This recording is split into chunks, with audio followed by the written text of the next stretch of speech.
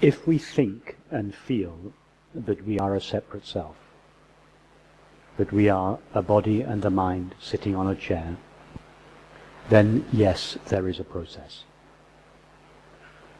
A process is inevitable. It's unavoidable. If we think and feel we are a separate self, a process is not an option.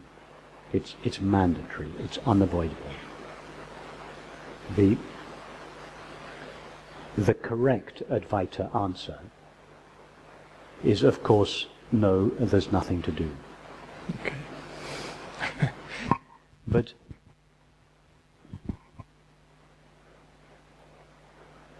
and that is true if it's clear to us what we essentially are.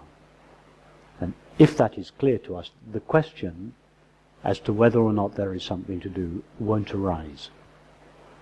So if the question arises for us, and there's absolutely no judgment in the fact that the question arises for us, if the question arises for us, is there something to do? Is there a process? The answer is yes, there is. And it's not a question of, is there something I can do? It's rather to notice that you are already engaged in a process. You are already doing something. What are you doing? I say you, I mean what is you, the separate self, doing? It is seeking happiness. Seeking happiness is mandatory for the separate self. There's no such thing as a separate self that is not in search of happiness. If we feel that we are a separate self, and yet we've been to lots of Advaita meetings and read lots of Advaita books, and as that separate self we then say, there's nowhere to go, there's nothing to do, we're simply fooling ourselves. We haven't noticed that we are in fact already doing something. And what we are doing is seeking happiness. So, is there something to do? Yes. Seek happiness, but seek happiness intelligently. Seek happiness in the right place. How to find out what is the right place to seek happiness? You have to explore your experience. So, that's what we were doing this evening. So basically everyone's looking for that screen. That's Everyone that thinks or feels that they are a separate self, yeah. which is the vast majority of us, is seeking the screen without realizing it. But most of us are like, and when I say most of us, I don't just mean those few of us that are interested in non-duality or even spiritual matters. I mean all 7 billion of us are seeking happiness. Most of us are like the character in the movie, traveling the world, looking for happiness in a particular type of experience, a pleasant sensation in the body, or an expanded state of the mind. These are the 2 ways that we conventionally seek happiness: objects, substances, relationships, and activities. And everyone is seeking happiness in one of those. Of course, we never find happiness there, which is why most of us, as the poet said, most men lead lives of quiet desperation. Yeah. We may have learnt to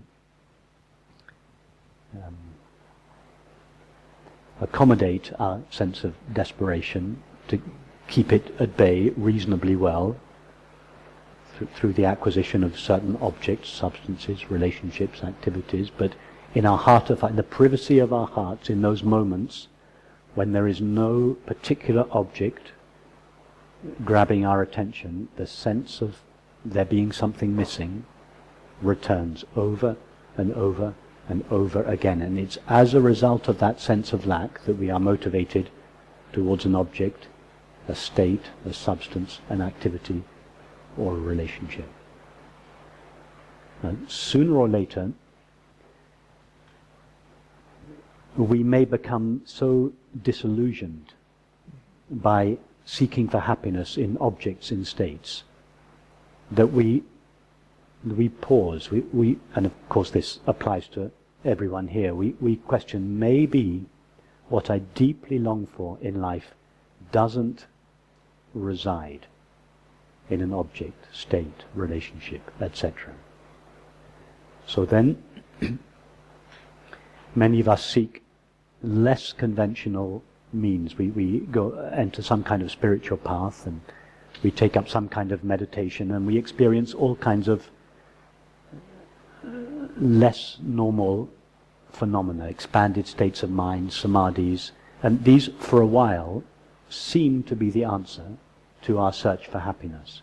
But sooner or later, like the conventional objects in the world, they let us down. They don't provide lasting peace and happiness. So at some stage, many of us even get to the end of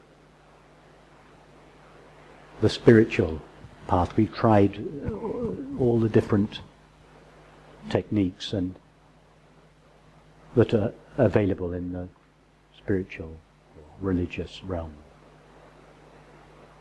And then there's only one place left to look. And that is to the self that is seeking. Not what it is seeking, but the actual self that is seeking. That's the one realm of experience that remains to be explored. And that's where this teaching starts. So when we turn round and we question, what is this self that all my activities in life serve? What is this unhappy self on whose behalf all my thoughts, all my feelings, all my activities, all my relationships take place? What is it? That, when we turn round and ask that question for the first time, and it doesn't have to be asked in that way, there are various different ways it can be asked, but when we ask that question, we're in the home straight. It's the final part of the path.